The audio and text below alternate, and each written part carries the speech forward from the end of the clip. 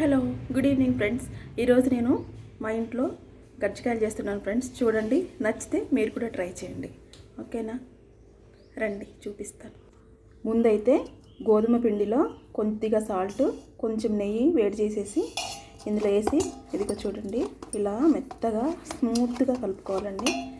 ఇలా కలిపేసుకున్న తర్వాత దీన్ని మూత పెట్టేసి పక్కన పెట్టేసుకుందాం. రండి నెక్స్ట్ ప్రాసెస్ చూపిస్తాను. ఇదిగో చూడండి, పల్లీలతో ఇలా దోరగా వేయించేసుకోవాలండి. ఇదిగో నేనైతే వేయించేసుకున్నాను. ఇలా దోరగా వేయించేసుకున్న తర్వాత ఇది చల్లగానే తర్వాత ఇది మిక్సీ పట్టుకుందాం. నెక్స్ట్ ఇందులో బొంబాయి రవ్వ, కొబ్బరి వేసి దీన్ని కూడా వేయించుతున్నానండి. ఇది చూడండి ఇలా దోరగా వేయించేసుకోవాలండి. చూడండి, నెయ్యి వేసి వేయించానండి. స్మెల్ అయితే చాలా బాగా వస్తుంది ఫ్రెండ్స్. ఇదిగో ఇలా మంచి దోరగా వేయించేసుకున్న తర్వాత ఇది కూడా పక్కన పెట్టేసుకుందాం. ముందైతే పల్లీల్ని మిక్స్ చేసుకుందామండి. మరీ మెత్తగా పౌడర్ లాగా చేయొద్దండి, కొద్దిగా పలుకులుగానే ఉంచుదాం.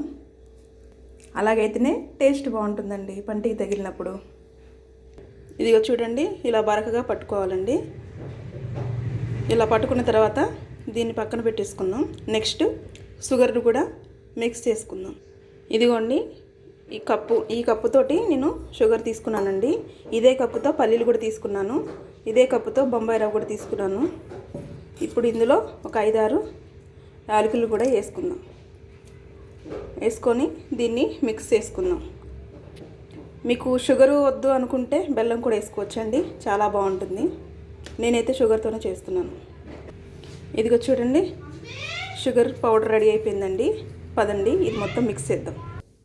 ఇదిగోండి, ఇది బొంబాయి రవ్వ, కొబ్బరి పొడి, పల్లీల పౌడరు మిక్స్ చేసుకున్నాం చూడండి, అదండి ఇది.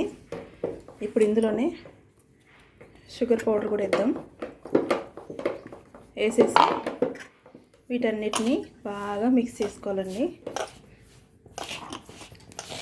ఇది మొత్తం నేతిలో వేయించాం కదండి, స్మెల్ చాలా బాగా వస్తుందండి. ఇదైతే మొత్తం రెడీ అయిపోయిందండి. ఇప్పుడు పూరీలు చేసుకుందాం. ఇదిగోండి, ముందైతే ఇలా మనం పూరీ చేసుకుంటాం కదండి, ఇలా చేసుకోవాలండి. ముందైతే ఈ పిండిని ఇలా చేసుకున్న తర్వాత మనం గజ్జికాయలు చేసుకునే చెక్క ఉంటుంది కదండి, అందులో పెట్టుకుందాం. ఇదిగో గజ్జికాయలు చేసుకున్న చెక్కలో పెట్టేసుకొని ఈ మిక్చర్ని ఇందులో పోసుకుందాం. ఇలాగా ఒక స్పూన్ చేసి పోసుకుంటే సరిపోద్దండి. తర్వాత మనం ఆయిల్లో వేయించుకునేటప్పుడు ఇది విడిపోకుండా ఇలా వేడికి కొద్దిగా వాటర్ని ఇలా అంటించుకొని ఇలా ఎడ్జెస్ని ఇట్లా వాటర్తో తడుపుకోవాలండి. ఇదిగో ఇలాగా తడుపుకున్న తర్వాత ఇప్పుడు ఇదిగో చూడండి, గజ్జికాయ అయితే రెడీ అయిపోయిందండి. ఇప్పుడు దీన్ని ఆయిల్లో పెట్టేసి వేయించేసుకోవడమే. చూడండి బాగా వచ్చింది కదా. ఇలా మొత్తం చేసుకుందాం. ఇదిగో చూడండి, అన్నీ ఇలా రెడీ చేసి పెట్టుకున్నానండి. ఇప్పుడు ఆయిల్లో డీప్ ఫ్రై చేసుకుందాం రండి. ఆయిల్ అయితే బాగా వేడైందండి. ఇప్పుడు ఒక్కొక్కటిగా వేసుకుందాం. ఇదిగోండి ఇలా ఆయిల్లో మెల్లిగా వేసుకోవాలండి.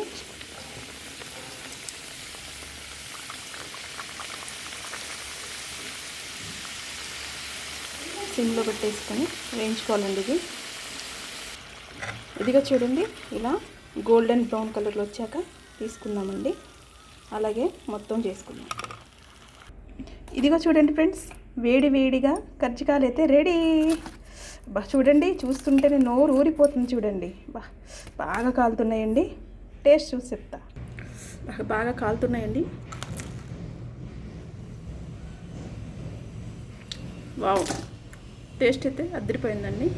నా వీడియోస్ కనుక మీకు నచ్చినట్టయితే లైక్, షేర్, సబ్స్క్రైబ్ చేయండి friends. Please subscribe my channel. Bye friends.